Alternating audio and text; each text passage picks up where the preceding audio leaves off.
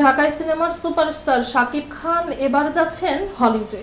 দীর্ঘদিনের গুঞ্জন এবার বাস্তবে রূপ নিচ্ছে বাংলাদেশি বংশোদ্ভূত মার্কিন নির্মাতা আসিফ আকবরের হাত ধরে। সম্প্রতি এক সাক্ষাৎকারে আসিফ আকবর নিশ্চিত করেছেন তার নতুন হলিউড প্রজেক্টে অভিনয় করছেন শাকিব খান। সিনেমাটির পাণ্ডুলিপি তৈরির কাজ চলছে পুরো দমে। জানা গেছে এটি হবে একটি গ্লোবাল ক্রাইম থ্রিলার, যেখানে শাকিবের পাশাপাশি থাকবেন দুই নায়িকা, একজন বাংলাদেশের এবং অন্যজন হলিউডের।